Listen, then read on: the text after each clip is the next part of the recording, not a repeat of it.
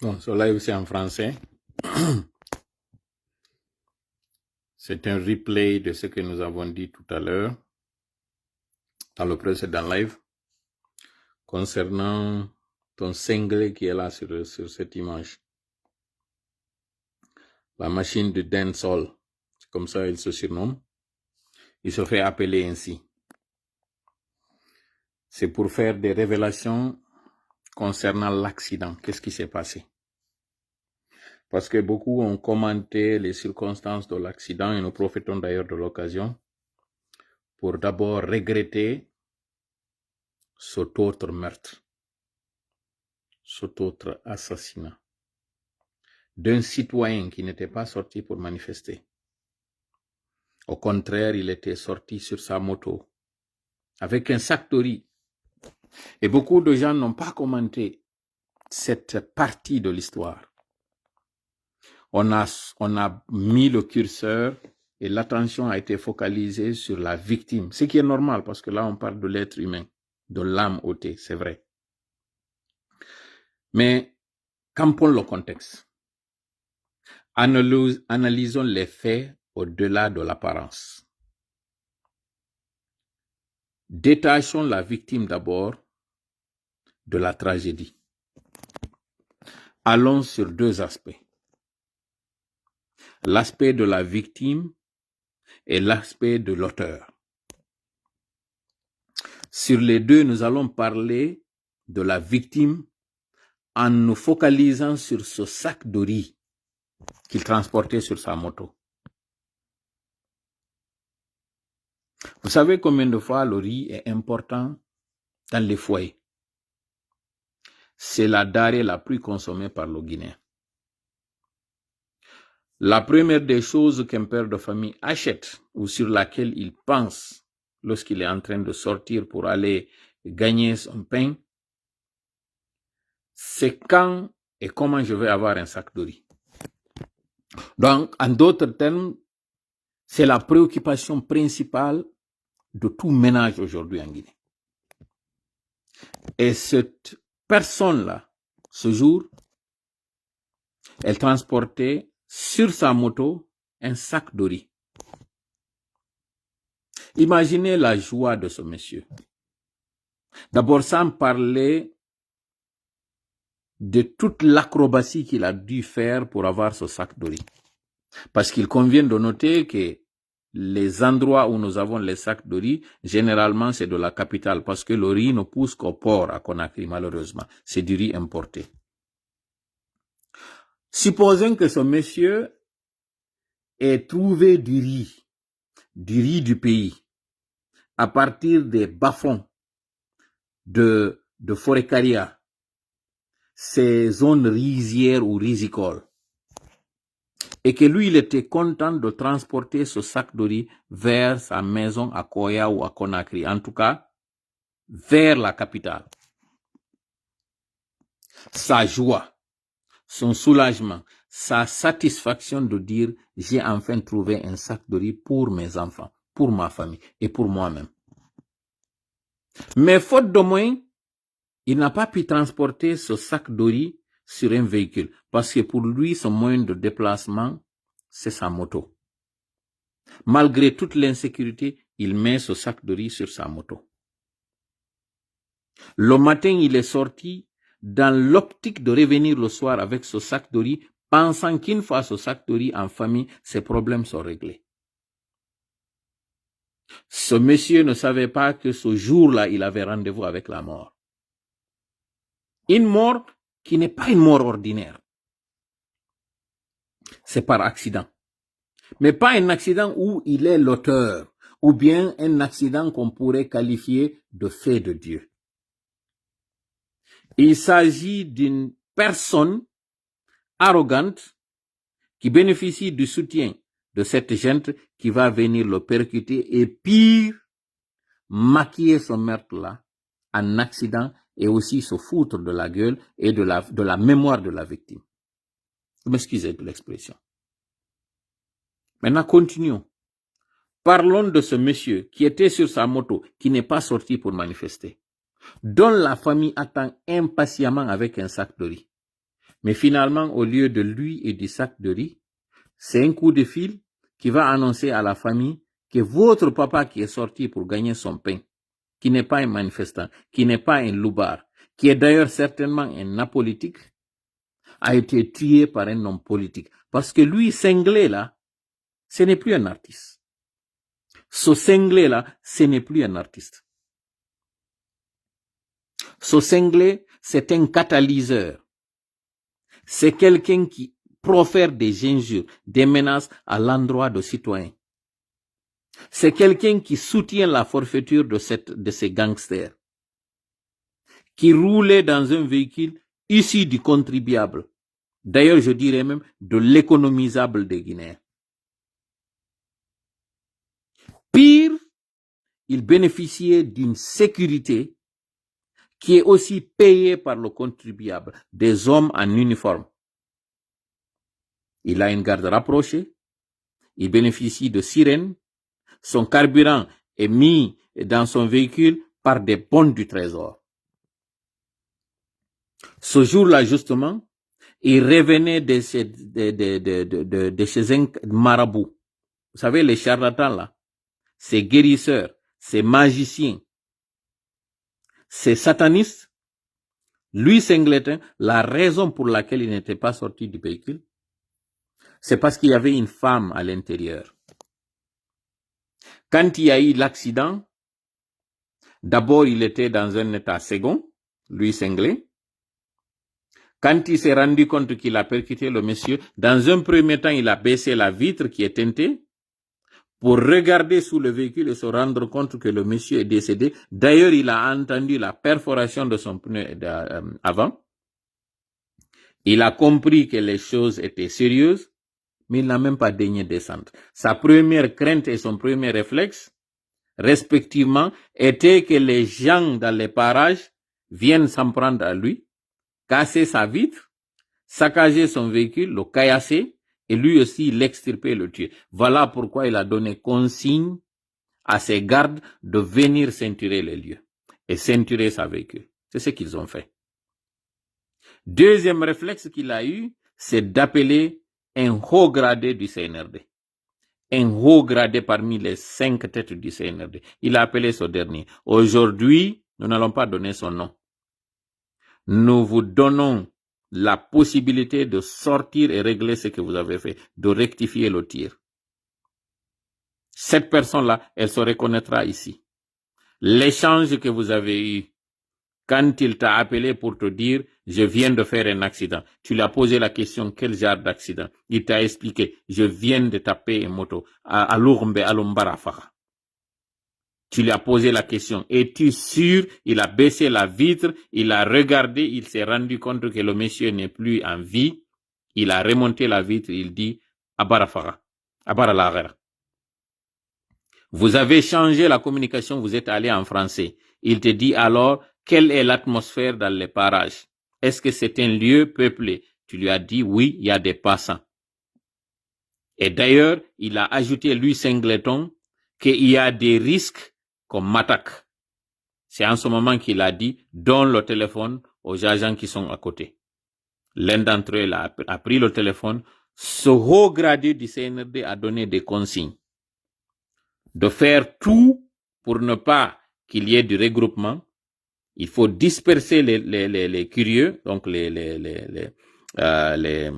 comment on appelle le terme qui colle, c'est pas les curieux, il y a un terme, c'est des badauds. Il faut disperser les badauds. Il faut faire en sorte qu'il n'y ait pas de filmage et de récupérer le corps pour le mettre sur le véhicule, sur l'arrière du véhicule, parce que c'est un véhicule 4x4, sur la banquette arrière, de le mettre là. C'est en ce moment qu'il a repris le téléphone pour dire, le pneu est percé, nous ne pouvons pas bouger. Il a donné encore la consigne à ses militaires, alors dans ce cas, de mettre le corps sur un autre véhicule et de quitter les lieux, tout en annonçant à la population que le monsieur n'est pas mort, que vous l'amenez, alors que tout le monde avait vu, c'est par respect, c'est pour ne pas heurter la sensibilité, et par respect pour la victime, qu'on n'a pas mis l'image du monsieur. Et nous venons d'apprendre que vous voulez menacer les autorités de l'hôpital, c'est-à-dire les responsables de l'hôpital ou de Koya, que vous avez utilisé comme argument pour les menacer, pour dire qu'il ne fallait pas laisser les familles de victimes prendre les images du corps, que c'était une profanation du corps. C'est ce que vous avez dit. Alors que vous n'avez même pas daigné descendre pour porter assistance au monsieur qui n'était pas encore mort. Quand le véhicule était sur lui, il bougeait encore. Il était en bas, il était en train de bouger ses pieds. Mais vous n'avez pas fait une assistance à personne en danger. Pire, vous n'avez pas accepté qu'il y ait un constat. Vous avez fait ce qu'on appelle hit and run, le délit de fuite. C'est ce que vous avez fait. Et toi là, gradé là, tu sais de quoi il s'agit. C'est l'un d'entre vous, l'un des gardes-corps, qui n'a pas aimé, qui s'est senti très mal en voyant le corps de ce monsieur, qu'il a dit que ce que lui, cinglé là, il est en train de faire, c'est pas normal. C'est cet échange-là, d'ailleurs, qui a poussé le nommé Traoré, l'adjudant-chef, de se désolidariser pour dire finalement, c'est pas nous qui l'avons percuté. C'est le cinglé qui l'a fait. Parce que, ils ont vu combien de fois il est en train de les pousser à commettre des bavures. D'abord, un de ses gardes-corps avait bastonné quelqu'un, un citoyen innocent. Et là, ils se rendent compte, s'ils cautionnent, ce que Cinglé voulait dire, c'était qu'il ne faisait pas partie, qu'il n'était pas dans le véhicule, que c'était un ami à lui qui conduisait le véhicule. Et d'ailleurs, de surcroît, il voulait faire croire, comme il a dit dans sa version, que le moto venait dans un sens inverse et que le monsieur voulait éviter un trou, que c'est en ce moment, il a perdu le contrôle de sa moto, sous le poids du sac, il est venu percuter le pneu.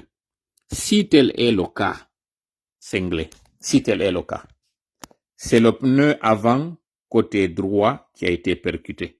D'où venait le monsieur? Allons sur une base logique.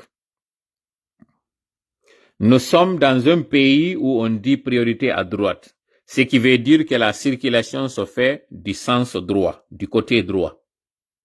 Si le monsieur qui venait, qui vous a percuté, était du côté opposé et donc était du côté gauche, pourquoi c'est le pneu avant droit qui a été percuté? Pourquoi c'est ce pneu-là qui a pété? Vous allez dire que parce que le guidon est entré en bas et c'est pourquoi quand le guidon est entré en bas, le pneu a roulé sur lui. Si tel est le cas, pourquoi ce n'est pas le pneu gauche qui a roulé sur la moto et que la perforation s'est faite à partir de là? C'est pas vrai.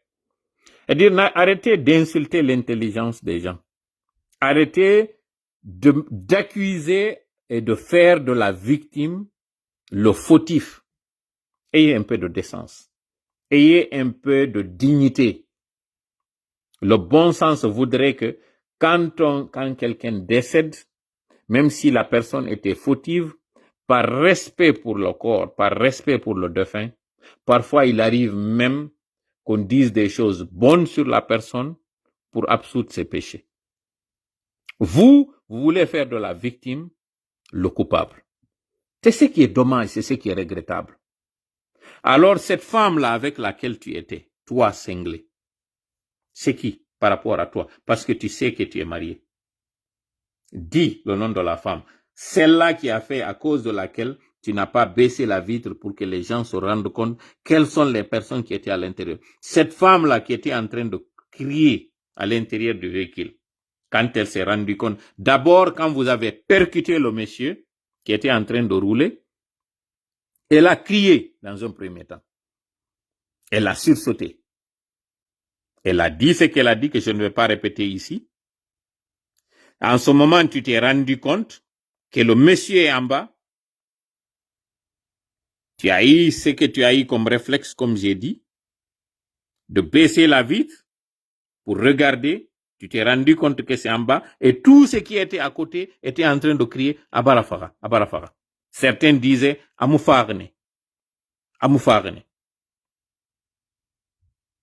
Ceux qui venaient vers toi, la peur que tu avais, c'était qu'ils t'extirpent et qu'ils te reconnaissent toi. Mais le mal était déjà fait. D'abord, ton véhicule est connu. Ta tête est connue. Mais ce qui est dommage, comme j'ai dit encore une fois, c'est cette consigne-là, le conseil, cette directive que tu as eue de ce dernier-là, qui se dénonce lui-même. Alors vous avez quelques jours pour arrêter Louis Senglé. Si vous ne l'arrêtez pas, comme l'avait fait la Côte d'Ivoire avec Didier Molare, si vous ne le faites pas, les conséquences vont être très fâcheuses. Parce que ces agents en uniforme qui n'en peuvent plus avec lui le Senglé ont décidé de briser le silence. Ont décidé de dire où vous étiez même parti pour faire vos sacrifices sataniques. CNRD, est-ce que vous avez fait une remarque? Depuis que vous avez déclenché cette affaire de changement de constitution pour que Mamadi se présente, avez-vous compté le nombre de tragédies que la Guinée a connues? Mamadi, Amara, Djiba, Pala, Dansa. Je ne vais pas parler de Idi Amin. Parce que les sources que nous avons, c'est que Idi Amin n'est pas d'accord sur la façon dont vous êtes en train de faire les choses en ce moment. Mais vous, les 5 là que nous avons cités, vous avez fait la remarque que depuis que vous avez décidé de trahir davantage le peuple et de vous en prendre au parti politique, vous avez remarqué le nombre de tragédies que la Guinée a connues. Commençons par le dépôt du carburant. Parce que là, nous allons simplement sur les plus grandes tragédies. Nous n'allons pas sur des petites tragédies. Il n'y a pas de petites tragédies, hein, mais allons sur les plus médiatisées. Ce dépôt de carburant. Est-ce que la Guinée avait jamais connu un tel drame? Depuis que l'histoire de la Guinée, depuis que la Guinée, avant même l'indépendance, pendant la période coloniale, est-ce que la Guinée avait connu un tel incendie? Ta réponse est non. C'était du jamais vu, c'était une première. Allons maintenant sur ce qui s'est passé au niveau du stade de Zérékoré. Là aussi, cette tragédie. Allons dans l'histoire, même au temps de la rébellion. Est-ce que la Guinée avait connu un tel drame d'une journée? Parce que le drame du stade du 28 septembre, le bilan était de 150 personnes. 150. Là, ce qui s'est passé à ce stade-là, c'est le double de ce drame. Donc là aussi, du jamais vu. Ça, c'est quand aussi le CNRD a décidé de trahir encore une fois et de faire un autre coup d'État sur la population et sur le peuple. C'était du jamais vu. Des enfants mourir dans un concert, nous en avons connu. Le concert de Rock Bané et de Tayaki, nous avons tous vu ce qui s'est passé là avec les groupes Baldiezar et les Degui Force. Nous avons vu ça. C'était pas une première. Mais le bilan n'était pas si grand avec des enfants. Regardez ces images-là. Vous avez même utilisé un véhicule bélier. Vous avez roulé pour tout simplement sauver la tête de vos représentants. Vous avez décidé de percuter ce portail et vous avez roulé sur des innocents. Aucun remords, rien, vous n'avez rien fait. Cette tragédie-là encore, la Guinée n'avait jamais connu pareil cas. Allons sur les tremblements de terre. Il y en a eu combien depuis que vous êtes là? Allons sur les incendies de marché. Il y en avait eu au temps du RPG, des incendies dans des marchés. Mais à ce rythme-là, des dépôts de matériel électrique, des marchés, des maisons, les inondations. Sigiri, dans la ville de Sigiri, en pleine ville, des pirogues qui sont en train de transporter des Guinéens. Du jamais vu là encore. Les fleuves, le Bafim par exemple, allez voir cette couleur-là. J'ai l'impression que ce sont les 12 plaies d'Israël qui sont en train de revenir sur une autre forme. C'est 12 plaies ou 10 plaies, je connais pas le nombre, mais en tout cas, quand Pharaon a décidé d'être arrogant envers les enfants d'Israël, le châtiment divin, le changement de l'eau en couleur, en sang, les criquets, les grenouilles, les maladies, les inondations, les récoltes, toutes ces plaies-là, c'était un châtiment divin. Comme si cela ne suffisait pas, ce glissement de terre. La Sierra Leone en a connu. C'était en 2019. Mais lorsqu'il y avait ces inondations en Sierra Leone, la Guinée aussi en avait. Sauf que la Sierra Leone dépassait la Guinée par le glissement de terre. C'est-à-dire le glissement de terrain qui se faisait avec la boue, parce que la ville de Freetown, par exemple, c'est une ville sur une montagne. Il y a des collines. Et ce sont ces détachements qui faisaient que la terre avait glissé en Sierra Leone. La Guinée n'avait jamais connu un glissement de terrain de ce genre. Ça aussi, c'est une malédiction, c'est vous. Et là, comme si ça ne finissait pas, les accidents de circulation. Combien d'accidents de circulation la Guinée a connu depuis que vous êtes là?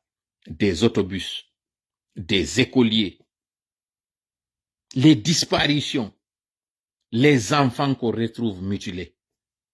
Et là, c'est un d'entre vous qui revenait d'un, voilà, Foutanké Diels dit c'est les 9 plaies. Les 9 plaies d'Israël. Oui, c'est ça, les 9 plaies d'Israël. Je pense que des Israélites, ou c'est les 9 plaies les 9 plaies d'Égypte ou les 9 plaies d'Israël. En tout cas, c'est pas si important. Mais en tout cas, ces plaies, c'est une punition divine. CNRD.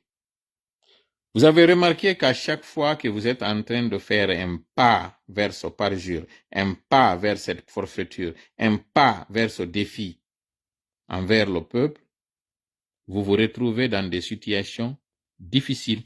Cela devait vous alerter. Dieu est en train de s'adresser à vous pour vous dire stop. De la même façon qu'il s'adressait à Pharaon. Mais à chaque fois, Pharaon voyait la vérité, il s'entêtait par arrogance, par orgueil, par mépris pour la parole de Dieu. C'est les 9 plaies d'Égypte. Merci beaucoup. Merci beaucoup. Les 9 plaies d'Égypte. Merci. Il s'entêtait. La finalité, c'est quoi? Il vient, il voit Moïse en train de fendre la mer. Il voit que ça, ce n'est pas de la magie. Ça, c'est un miracle divin. La mer se fend. Bani Israël, guidé par les 2 prophètes de Dieu, entre dans la mer, la traverse de bout en bout. Si c'était une personne normale, qui n'était pas arrogante, qui n'était pas guidée par Satan, une personne raisonnable se serait retirée et aurait arrêté la poursuite. La chasse à l'homme se serait arrêtée là. Mieux, la personne même se serait convertie pour accepter que ce pouvoir-là, il est plus fort que le mien. Donc, par conséquent, je me rends. Mais qu'est-ce qu'il fait? Face à sa troupe, face à son armée, il dit, si je recule ici, c'est que j'ai montré que je ne suis pas un Dieu. Si je recule ici, c'est que j'ai montré que je suis un peureux. Si je recule ici, c'est que j'ai donné la force à mes adversaires. Voilà comment Pharaon a raisonné ce jour-là. Plutôt que de voir la raison et se rendre à l'évidence que cette démarche-là, elle n'est pas du tout une démarche à ma faveur, il a foncé avec son cheval. Ils se sont engouffrés dans la brèche. Ils sont rentrés dans la mer. Une fois à l'intérieur, la mer s'est fermée sur eux. C'est l'impression que c'est ce que le CNRD et Mamadi sont en train de faire. Pourquoi? Parce qu'il y a un certain Hamana, comme c'était le cas de Pharaon, et là c'est Amara, là c'est Djiba, là c'est Zagalo, qui sont en train de dire, on est tellement éloigné, il n'y a plus possibilité de faire marche arrière. La même chose qu'il disait à Pharaon. On a pourchassé ces personnes toute la nuit. On les cherchait, on avait pris la direction opposée. On pensait qu'ils partaient vers Canaan. On se rend compte que ce n'est pas plutôt vers l'Éthiopie. On se rend compte que ce n'est pas vers là-bas qu'ils sont en train de partir. On se rend compte qu'ils ont pris la direction de la mer. On rebrousse chemin, on le poursuit, on vient avec nos chevaux, on les voit. Nous sommes si près du but, ils sont là. Si on les laisse échapper, ils vont raconter à tout le monde que notre armée les a laissés partir. D'abord, ils se sont faufilés. Nos agents de surveillance et de renseignement ne se sont pas rendus compte qu'ils étaient en train de préparer cette fuite. Ça montrera que nous sommes faibles. Et aussi, ils diront que c'est des gens qui sont à pied. Aucun d'entre eux n'était motorisé, aucun d'entre eux n'était sur cheval. Il n'y avait aucun moyen de transport. Ils se sont faufilés, ils ont échappé à notre vigilance. Et là, c'est des gens à pied qui se sont permis de nous échapper comme ça. Nous n'avons pas pu les arrêter et les punir à la hauteur de leur forfaiture. Ils ont défié notre Dieu. Ils ont défié notre chef. Parce que Pharaon se considérait comme un Dieu. Là, par défi, par arrogance, ils ont conseillé à Pharaon, il n'est pas question qu'on se retourne. On ne peut pas retourner en Égypte et annoncer à toutes ces personnes-là qui ont vu notre colonne se diriger pour aller poursuivre, et nous avons promis à tout le monde qu'ils vont être arrêtés et châtiés devant tout le monde. C'est ce que nous avons promis à notre population. Toi, Pharaon, le Seigneur le plus fort, tu te vois comment rentrer aujourd'hui soir en Égypte sans les personnes que tu as poursuivies. Ces prisonniers qui se sont échappés, les gens qui t'ont défié. Qu'est-ce que tu diras à ton peuple? C'est la même chose qu'ils sont en train de te dire, Mamadi. La communauté internationale t'observe, te voit. Tous ces soutiens, toutes ces personnes qui ont dit c'est toi, comment tu vas faire face à ces personnes-là pour leur dire finalement je ne serai plus candidat? Le sacrifice qu'on a consenti, toutes ces dépenses que nous avons faites, toutes ces caravanes, toutes ces marches, toutes ces dépenses, tu penses que tout ça là doit aller à l'eau? C'est ce qu'ils sont en train de dire, alors que c'est toi-même qui est en train de partir à l'eau. Réveille-toi, Mamadi. Tu n'as aucune chance de t'en sortir. Tu le sais. Tout le monde, tes marabouts les plus sincères envers toi t'ont dit que tu n'as aucune chance de t'en sortir. Ils t'ont dit ça. Tu ne fais que forcer la situation. Tu seras le plus grand perdant. Tu as vu ces images-là? Tous ces civils te diront demain que c'était ta volonté. C'est toi qui avais voulu. Regardez le procès du 28 septembre. Combien de civils ont été appelés à la barre? Combien de civils ont été condamnés à l'issue de cette manifestation, à l'issue de ce semblant de procès? C'est vous les militaires, c'est vous les têtes. Les autres diront qu'ils n'ont rien fait. Le président Alpha Condé, tous ceux qui l'ont poussé à changer cette constitution, bon an, mal an, est-ce que ces personnes-là aujourd'hui sont en train d'assumer le rôle qu'elles ont joué? Combien d'entre ces personnes-là sont en train de l'appeler pour prendre de ses nouvelles? Combien de ces personnes-là aujourd'hui se rendent compte que ce sont elles qui l'ont induit en erreur? Combien? Mamadi. La victoire a plusieurs parrains. Mais la défaite, elle est orpheline. Avec du recul, je me rends compte que le problème, ce n'était pas le président Alpha Condé. Le problème, c'était ce système-là. Ces gens qui sont là, qui se convertissent, qui s'adaptent à la situation, ce sont ces personnes-là. Plus particulièrement au sein de l'armée. Vous qui étiez en train de cautionner tout cela, vous qui étiez en train de faire croire qu'il était sur le chemin. Sinon, il aurait pu très bien changer la constitution, limiter le nombre limiter l'âge pour la présentation, présenter quelqu'un, mais vous lui avez fait croire que s'il quitte, vous allez vous en prendre à lui. Sinon, lui, il voulait changer la situation de la Guinée. Il voulait changer son fusil d'épaule. Il a trouvé son 3e mandat, Mais il voulait faire une gouvernance où c'était une gouvernance partagée avec tout le monde, un gouvernement d'union nationale. Changez-vous votre projet, ce projet d'extrémisme-là, c'est ce qu'il voulait changer. Partager le pouvoir entre les 4 régions naturelles.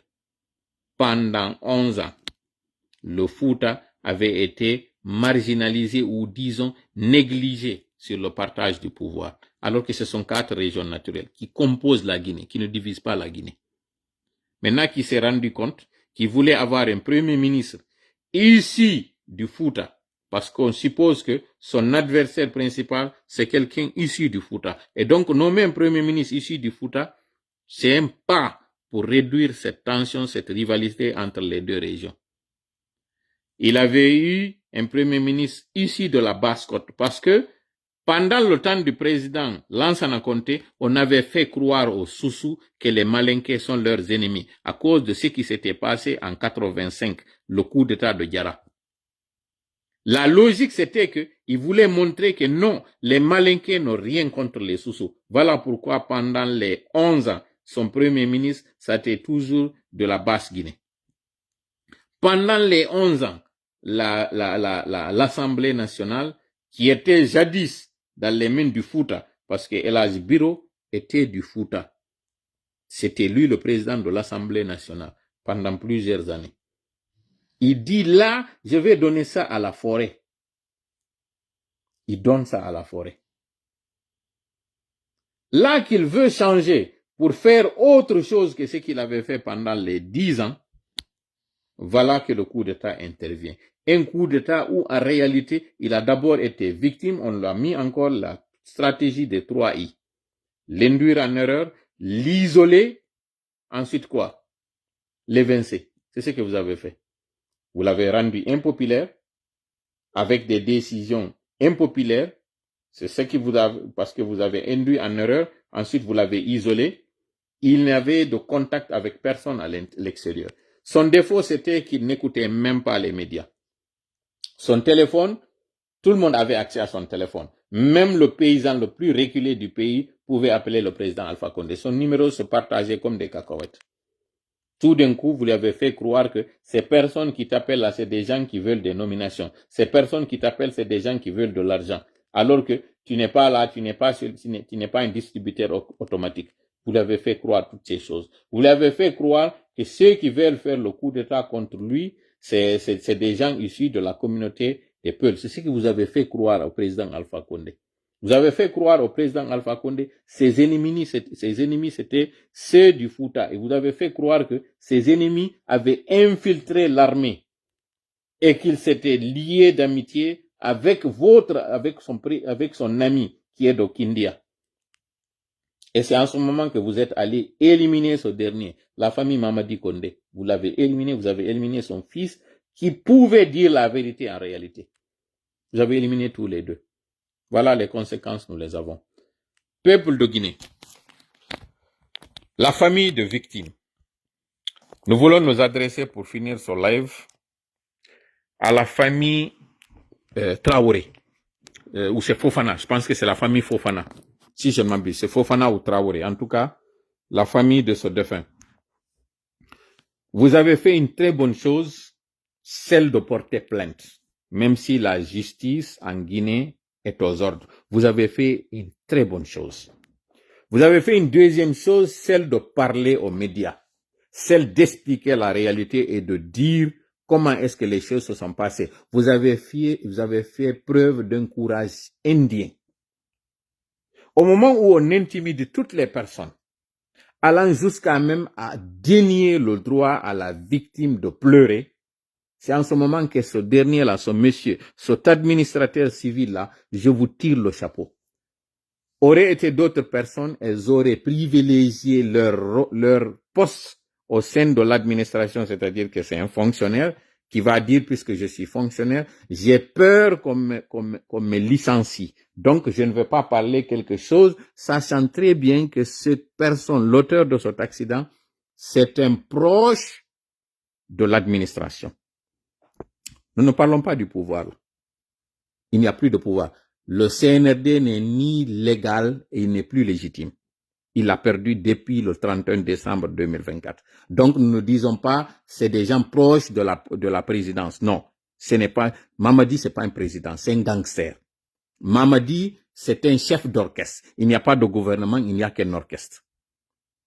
Mais lui, le cinglé de ton, c'est lui qui a le ton cinglé là, il est en train de prendre l'argent du contribuable. Il a des gangsters qui le sécurisent.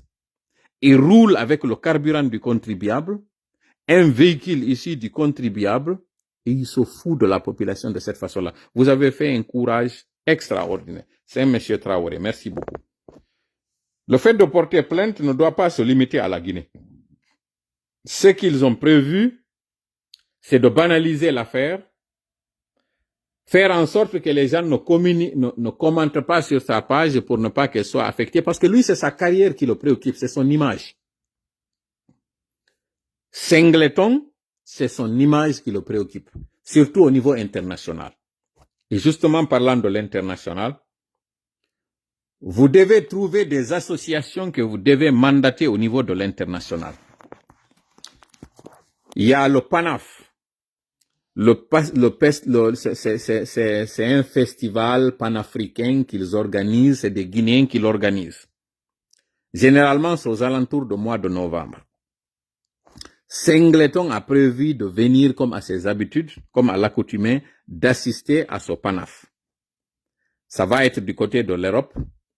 Les associations de Guinéens se trouvant en Europe, que vous soyez parenté à cette famille Traoré, que vous ne soyez pas parenté, vous êtes Guinéens, vous êtes amoureux de la justice. Vous avez tous été indignés par l'indifférence par laquelle lui, il a brillé. Quand il y a eu d'abord l'accident, il n'a pas voulu baisser la vitre parce qu'il ne voulait pas qu'on sache que c'est lui qui a fait l'accident. Il n'a pas descendu plus tôt. Il a baissé la vitre. Il s'est rendu compte qu'il a percuté le monsieur. D'abord, une question de logique. Dans son explication à un journaliste, il dit le motard venait en sens inverse et ce motard a voulu éviter quelque chose avec le poids du sac de riz. Il a perdu le contrôle de sa moto. Il est allé percuter le véhicule. En Guinée, les véhicules roulent à droite. Vous avez tous vu la photo du pneu qui est crevé. Ce que moi j'ai semblé voir, le pneu a crevé du côté droit. Le côté droit, c'est le côté du passager, c'est le côté des piétons. Si c'est vrai, lui Cinglé, ce qu'il dit, que la moto l'a percuté du sens inverse, c'était du côté droit qu'on allait trouver la victime. Et c'est le pneu droit qui allait aussi éclater ou qui allait être perforé. Sauf que c'est pas le petit pneu gauche, c'est le petit pneu droit. Ça, c'est une logique qui nous guide pour montrer que ce n'est pas le cas. D'après le témoignage, parce que nous n'étions pas sur place, ce sont des témoins qui nous ont remonté l'information, c'est que le monsieur partait vers la même direction, les deux partaient vers la même direction. Mais le cortège de Singleton roulait à tombeau ouvert, avec une sirène, avec un cortège, des agents de sécurité. Il est venu avec les vitres fumées, il a percuté le monsieur, ce dernier est tombé, il a roulé sur lui, il s'est retrouvé sur le véhicule et c'est le guidon qui a perforé le pneu. Il s'est rendu compte qu'il a percuté quelqu'un, il s'est rendu compte avec le cri des riverains, les gens qui étaient aux alentours de l'accident. Certains disaient qu'il était encore en vie, d'autres disaient qu'il n'était plus en vie. Ce qui est sûr, Singleton était plus préoccupé par son image, il avait plus peur que les gens viennent l'attaquer. Voilà pourquoi il a eu le réflexe d'appeler un membre influent du CNRD. Ce dernier, à qui il a annoncé qu'il a été impliqué dans un accident, et là, je rappelle encore une fois qu'il venait, il y avait une femme d'autrui à l'intérieur du véhicule. Il y avait un marabout à l'intérieur du véhicule. Ils étaient au nombre de 5. Il y avait lui, il y avait un passager, il y avait 2 gardes-corps, 2 passagers et lui. ce qui fait les 5 personnes à l'intérieur. Ces 2 passagers, l'une, c'est une femme. Ce sont ces 5 qui occupaient le véhicule à l'intérieur. Quand ils ont percuté le monsieur, il a baissé la vitre pour regarder. Il a vu que le monsieur était sous le véhicule. Il a vu le sang. Il a entendu les cris. En sous les gens ont dit à Baralagara, d'autres ont dit à Moufarne. Donc il a eu peur. Il a composé son téléphone. Il a appelé pour donner à son chef qu'il a envoyé pour voir son marabout la situation du lieu. Ce dernier lui a posé des questions. Es-tu sûr qu'il est blessé ou bien il est mort? Il a répété qu'il est mort. Des agents sont descendus, ils ont regardé, ils ont trouvé qu'il est mort. Il dit alors, fais tout pour ne pas qu'on te reconnaisse. Faites tout pour ne pas qu'on filme. Faites tout pour ne pas qu'on s'attaque au véhicule. Parce que certains voulaient l'arracher du véhicule, caillasser le véhicule et lui le blesser. Peut-être même s'il n'avait pas ses garde-corps, on n'allait pas parler de lui aujourd'hui. Parce que ça sautait aux yeux la façon par laquelle ils ont percuté le monsieur. Donc, tout cela, c'est pour dire que le CNRD est dans ses habitudes. Souvenez-vous quand il y a eu le drame de Zérekoré. Est-ce que Mamadi s'est déplacé?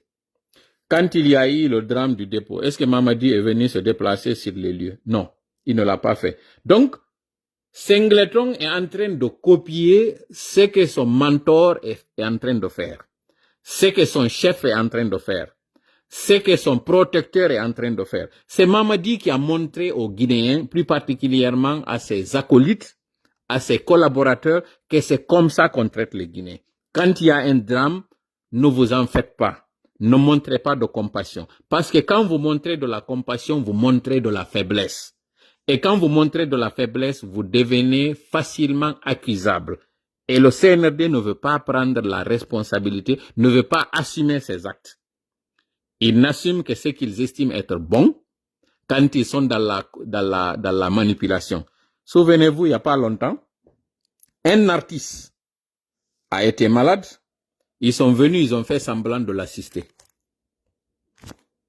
Inutile de parler de cet artiste-là. Un autre artiste encore, ou deux autres artistes encore, ont été dans une situation de détresse. Ils ont fait là aussi une communication pour nous faire croire qu'ils sont de cœur, qui sont merveilleux, qui sont généreux, qui sont compatissants. Récemment, ce journaliste qui est décédé par faute d'assistance médicale. Il est décédé.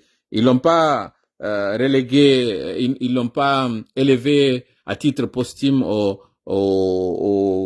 chevalier d'ordre national de mérite. Ils l'ont fait où ils ont dit, ils vont assister sa famille.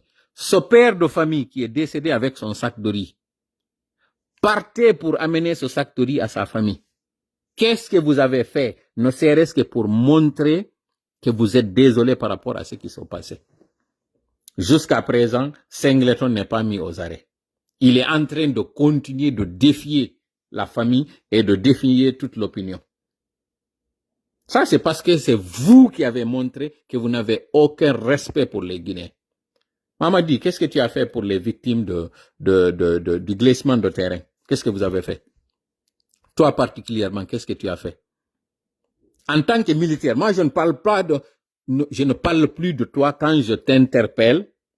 C'est pas par rapport à ta responsabilité en tant que chef d'État. Tu n'es plus un chef d'État. D'ailleurs, tu l'as pas été. Tu as été un militaire qui est venu, qui a fait croire qu'il est venu répondre à l'appel de la nation, qui est venu pour jouer son rôle régalien qui est celui d'être là pour défendre la patrie et les gens qui sont dans la patrie. C'est ce que tu as fait croire, que tu es venu rectifier. Vous êtes venu prendre votre responsabilité. C'est ça le terme. Vous êtes venu rectifier. C'est ce que vous avez dit. Maintenant, en tant que soldat, quand il y a une catastrophe naturelle, quand il y a un drame de cette façon-là, quel est le rôle du soldat? Qu'est-ce qu'il fait?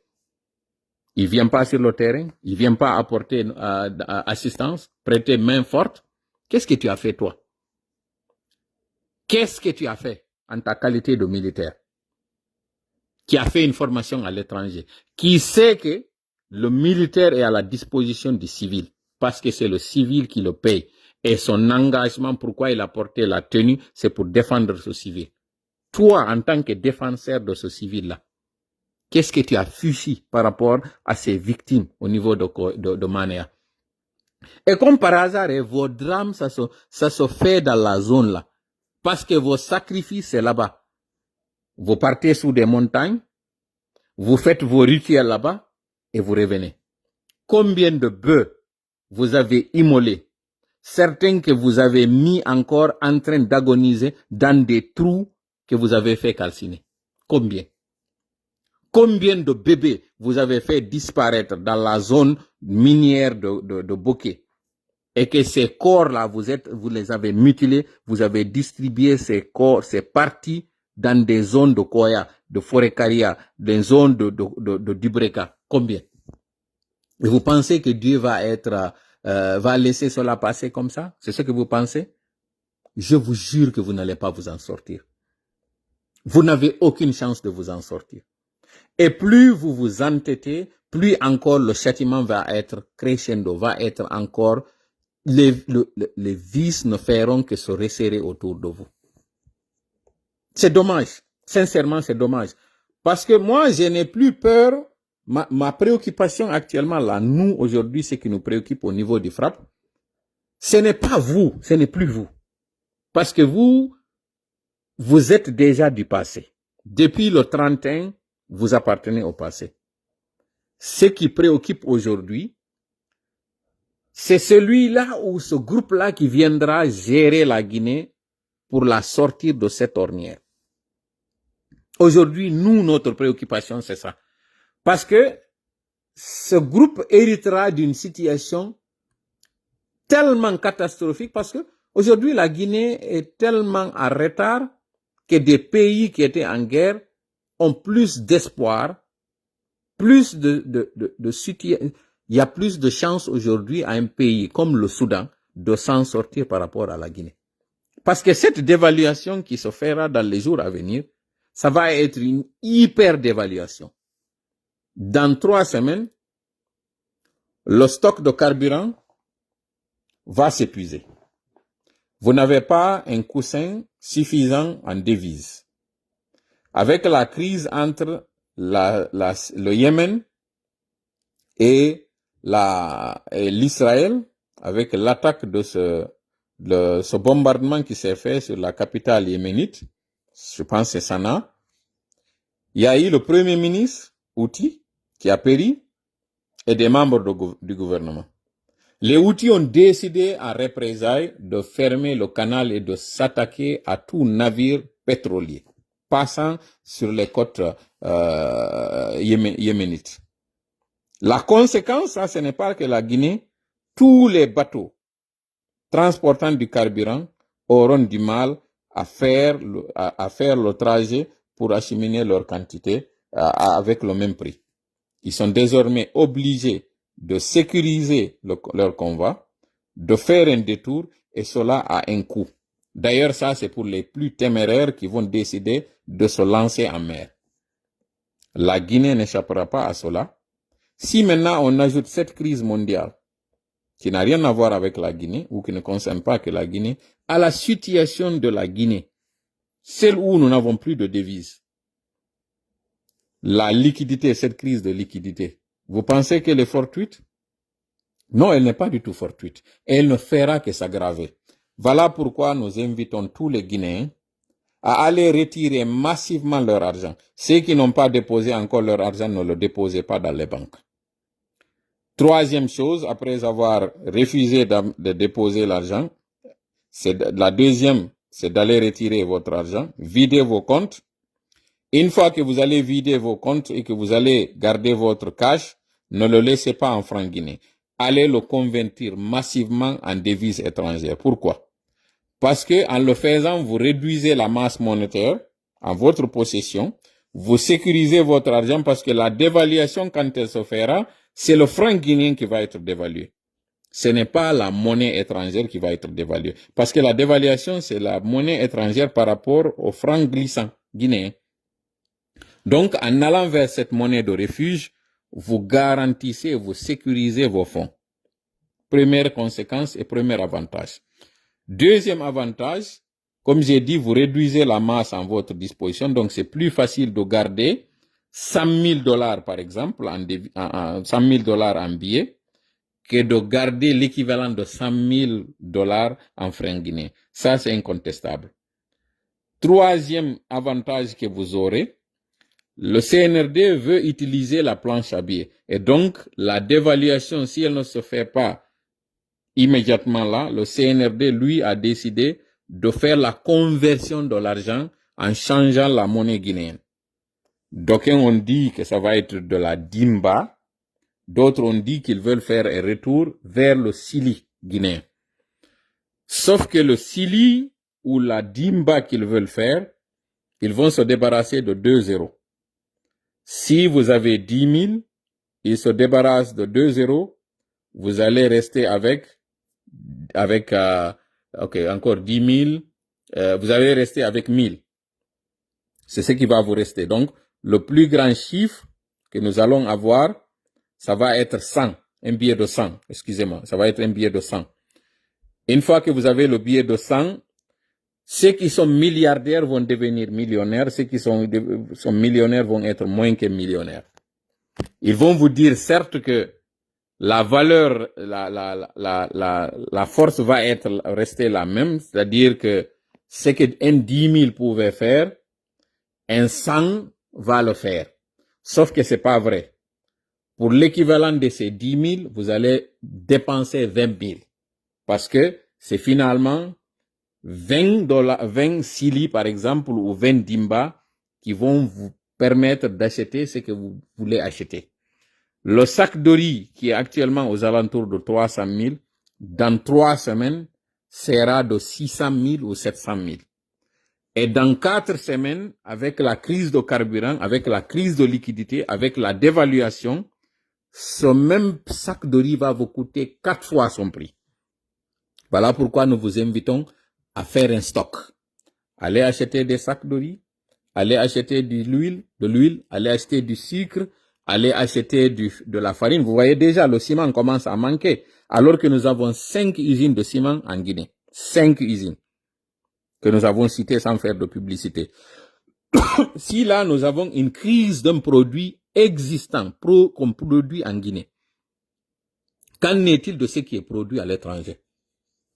Ce qui est importé comme le riz, le sucre et l'huile, tous ces produits qu'on importe, la mayonnaise, le lait, tous ces produits qui sont produits à l'étranger et qui sont achetés en devises. Qu'en est-il de ces produits? Et puisque la Guinée, sa monnaie n'est pas une monnaie adossable aux devises étrangères, donc elle n'est pas convertible. Quand elle se casse la gueule, les commerçants à l'international n'auront aucune compassion pour les Guinéens. C'est-à-dire, ils s'en foutront pas mal que la monnaie soit une monnaie forte ou qu'elle soit une monnaie de singe. Ce qui leur importe, c'est que quand ils disent que la tonne, par exemple, du riz, c'est 1000 dollars, les 1000 dollars, c'est à vous de vous démerder pour trouver les 1000 dollars. En tout cas, ce qu'ils attendent, c'est que vous payez la tonne à 1000 dollars. C'est tout. Et lorsque pour avoir 1000 dollars, vous devez dépenser l'équivalent si par exemple, il vous faut 10 millions pour avoir 1000 dollars, et que désormais, il vous faut 20 millions pour avoir 1000 dollars, une fois que ce sac de riz acheté, dont la tonne a été achetée à 1000 dollars, qu'il arrivera en Guinée, le sac sera vendu aussi au prix équivalent de ces 20 millions. C'est comme ça. Donc, les 20 sacs de riz, qui sont l'équivalent d'une tonne, à raison de 50 kilos par sac, le kilo sera finalement à 1 million. Parce que la tonne qui était à 10 millions, qu'on pouvait vendre à 500 000, par exemple, devient maintenant un sac à 10 millions, à 1 million. Et ainsi de suite. C'est comme ça que la dévaluation va continuer. Et nous allons vraiment souffrir. Les Guinéens vont souffrir si on n'y prend pas garde. Déjà, vous avez suivi cette analyse basée du rapport du FMI fait au mois de juillet, au mois de juin ou juillet, en tout cas le 12 l'été dernier, l'été en cours, là, parce que nous sommes encore en été. Donc, nous sommes là le le 30 août. Donc, il y a juste 2 mois, il y a eu un rapport fait par le FMI qui explique, et le FMI, c'est une agence, c'est une organisation internationale, d'ailleurs que la Guinée est en train de démarcher pour que la Guinée obtienne un prêt auprès de ce FMI. Et ce sont ceux-là, en faisant une revue financière de la Guinée, qui se sont rendus compte qu'il n'y a pas de fiabilité, qu'il n'y a pas de crédibilité. La Guinée n'est pas un pays à la fois politiquement stable, financièrement crédible, mais socialement aussi, c'est une bombe sociale qui est là en gestation. Les droits de l'homme sont bafoués, les arrestations, le musellement de la presse, la suspension de ces partis politiques. Vous avez même suivi le communiqué de l'Union africaine qui a condamné et qui a mis en garde la Guinée sur certaines dérives. Donc aujourd'hui, sur le plan international, la Guinée est très mal perçue. Le premier pays pourvoyeur de demandeurs d'asile, un pays d'ailleurs qui n'est pas en guerre, ça s'appelle la Guinée. C'est cette Guinée. Et qui va mettre son argent dans un tel pays? Donc, pour faire simple, je rappelle encore les 3 consignes.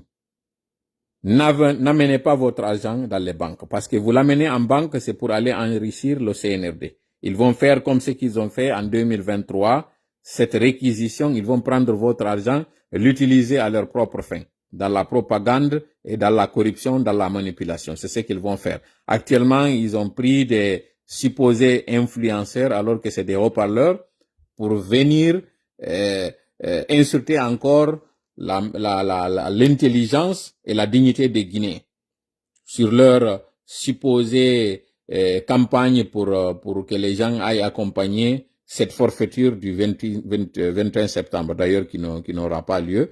Donc tout cela, c'est dire que c'est votre argent qu'ils vont dépenser, votre économie, vos efforts, votre contribution, c'est ce qu'ils sont en train d'utiliser. Donc ne déposez pas votre argent dans les banques. C'est à votre risque et péril que vous le faites. Et c'est pour votre bien que vous allez garder votre argent. La deuxième des choses, ceux qui ont déjà déposé, allez retirer votre argent. Parce que plus vous laissez votre argent, plus la banque va subir la pression. D'ailleurs, il y a eu 2 réunions où on a menacé les propriétaires, les dirigeants de banques primaires de faire tout pour leur envoyer de l'argent parce que ils ne peuvent plus payer les enseignants. Ils ne peuvent plus payer les fonctionnaires, pour faire simple. Ce n'est pas que les enseignants, c'est tous les fonctionnaires qui n'arrivent pas du tout à payer. La Guinée est en faillite. C'est un État en faillite. Donc, allez retirer votre argent, sinon, vous allez être encore pénalisé. Vous voyez, même pour faire un retrait d'Orange Money, vous êtes obligé de faire plusieurs quartiers et de faire des pieds et des mains pour faire un retrait parfois de 500 000. 500 000, je ne dis pas 1 million. Hein. Si à la banque on dit la limite est de 5 millions, dans la plupart des banques par jour, certains opérateurs qui font le service d'Orange Money, c'est-à-dire les retraits d'argent dans les kiosques, vous disent qu'ils n'ont pas la capacité de servir 4 clients à la fois, et ces 4 clients pour un montant de 400 000. Ça vous dit combien de fois la situation de la Guinée, elle est alarmante. Mais puisque les médias sont bafoués, ils ne peuvent pas amplifier cette situation, ils ne peuvent même pas commenter. À plus forte raison que vous sachiez la gravité dans laquelle la Guinée se trouve. Si les médias étaient libres, chaque jour, on allait vous parler de la gravité de ce qui attend la Guinée. Malheureusement, ils ont tout fait. D'abord pour nous donner du contenu creux, pour que les gens ne parlent quotidiennement que de choses qui n'en valent pas du tout la peine. Pendant ce temps, eux, ils sont en train de continuer. Parce que ce référendum, même si les Guinéens partaient et que le non l'emportait, c'est à l'avantage du CNRD. Parce que le CNRD va dire, d'accord, si nous, notre proposition n'est pas passée, alors on va reprendre. On va encore faire au moins 1 an et demi, parce qu'ils ont pris 3 ans pour nous pondre ce chiffon. S'ils disent que désormais, alors nous allons reprendre le travail, c'est qu'il faut s'attendre à 1 an et demi. 1 an et demi, chaque jour que le CNRD passe sur la Guinée, c'est un jour à leur avantage. C'est des gens qui devaient quitter le pouvoir depuis la première année, depuis 2021. La transition ne devait pas durer plus de 6 mois. Ils ont fait le coup d'État au mois de septembre. Au plus tard, au mois de mars 2022, le CNRD aurait dû débarrasser le plancher. Mais non, ils se sont imposés sur nous. Ils nous ont donné des futilités. D'abord, ils ont pris 1 mois pour prendre un premier ministre. Ils ont pris encore 1 mois pour pour former un gouvernement. Donc, ils ont joué à la montre. Ils ont pris leur temps. Là encore, ils ont pris 3 ans pour dire que nous allons au référendum. Donc, ce n'est qu'à la 4e année. À supposer que le non l'emporte, c'est à leur avantage. À supposer que eux ils l'emportent, ça c'est encore cerise sur le gâteau. Mais à supposer que il y ait encore un glissement, qu'on n'arrive pas à faire les élections le 21, faute de moins, parce que il n'y a pas eu de découpage électoral, il n'y a pas eu affichage de la liste électorale, il n'y a pas eu distribution de cartes, et là on est à 3 semaines. Demain, ça sera le 31, et le dimanche le dimanche en 32, le dimanche en 24, parce que c'est dimanche à 8, dimanche en 16 et dimanche en 24. C'est-à-dire le 3e dimanche, c'est supposé être le jour du référendum. Ils n'ont pas d'argent. Le découpage, déjà que nous sommes passés de 5 communes à maintenant 7 communes, 7 ou 8 communes. Donc, c'est un travail colossal qui attend. Là, nous ne parlons pas de ce qu'ils ont prévu de faire, et nous ne parlons pas de ça. Nous sommes en train tout simplement d'attirer l'attention des Guinéens sur le fait que, quelle que soit l'issue de ce que le CNRD a prévu, c'est à leur avantage. Ce que nous pouvons faire en tant que Guinéens, c'est boycotter, comme nous sommes en train de le faire aujourd'hui, Dieu merci, de manière unanime, et d'empêcher qu'il y ait cette élection. Mais en avant qu'on arrive là, il y a une chose, il y a une crise qui pointe à l'horizon. Celle qui est celle de la confiance entre les déposants et ceux qui gardent l'argent. La confiance, elle est effritée. Il n'y a plus de confiance. D'ailleurs, elle est complètement anéantie. Il n'y a pas de confiance. C'est pas grave. Cette confiance, elle n'était pas là d'ailleurs de toutes les façons. Mais le fait que le CNRD nous prévoit ce coup, faire encore un coup d'État sur votre argent, parce qu'ils ont déjà fini avec le contribuable, là maintenant, c'est l'économisable du Guinée. Si le terme existe, si ça n'existe pas, alors je me permets de faire ce néologisme. C'est désormais l'économisable du Guinéen que le CNRD est en train d'utiliser. Parce que lorsque vous parlez à la banque, demandez à avoir accès à votre argent, qui n'est pas celui du gouvernement, votre épargne, et qu'on vous dise que vous n'avez pas le droit à plus de 5 millions, là c'est votre économie que le CNRD a utilisée. Et c'est cette économie, votre dû, que le CNRD vous refuse. Si le CNRD vous refuse votre dû, qu'en est-il du reste? Qu'est-ce que vous pensez, qu'est-ce que vous attendez de ce CNRD? Sincèrement. Alors les consignes sont les mêmes. Ne déposez pas l'argent, allez retirer l'argent et faites la conversion de devise. Parce que cette conversion, pour ne pas me répéter, c'est celle-là qui vous met à l'abri de cette forfaiture que le CNRD prévoit de faire. Et c'est celle-là qui vous mettra à l'abri de cette crise qui pointe à l'horizon. Parce que cette crise qui pointera à l'horizon, ceux qui sont du côté de Zérékoré seront obligés d'aller faire l'importation de certains denrées à partir de la Côte d'Ivoire ou à partir du Libéria. Ceux qui sont du côté de la baie seront obligés d'aller faire l'importation du côté du Sénégal ou du côté de la Guinée-Bissau. Pareil pour ceux qui sont du côté de Bouquet. Ceux qui sont du côté de Koya seront obligés d'aller s'approvisionner en denrées du côté de la Sierra Leone. Ceux qui sont du côté en tout cas, toutes les zones frontalières seront obligées de faire recours à un pays voisin pour avoir les produits de première nécessité. J'ai peur pour ceux qui sont du côté de Sigiri, j'ai peur pour ceux qui sont du côté de Mandiana et de Kankan, parce que si ce n'est que ceux qui sont du côté de Numudjigila qui pourront aller avoir des produits du côté de la Côte d'Ivoire, j'ai peur pour vous. Parce que le Mali, c'est un pays continental. Le Mali compte sur la Guinée et sur le Ghana, sur le Sénégal pour avoir des produits. Si maintenant c'est sur eux que vous comptez, vous allez être les plus grandes victimes, vous êtes le plus exposés. Donc le live est vraiment devenu très long, comme j'ai dit. Portez plainte contre lui. Et pour finir, j'allais l'oublier. Il y a un artiste du côté de la Côte d'Ivoire, Molare, qui a fait un accident, malgré sa proximité avec l'État, malgré sa proximité avec la mouvance, et malgré le pardon de la famille de la victime, il a été mis en prison. En Guinée, quittons le côté ivoirien, restons en Guinée. Djelika Bintou et son mari, Azaya. Quand il y a eu ces voies de fait, quand on a supposé qu'elle a été victime de violences conjugales,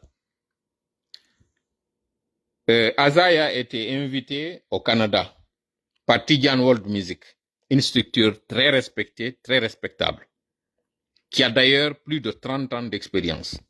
Tidjane, c'est un Canadien, donc il connaît très bien le showbiz. Mais lorsque les organisations féminines se sont rendues compte que lui, Azaya, était invité à ce concert, ils ont commencé à écrire, à faire la pression.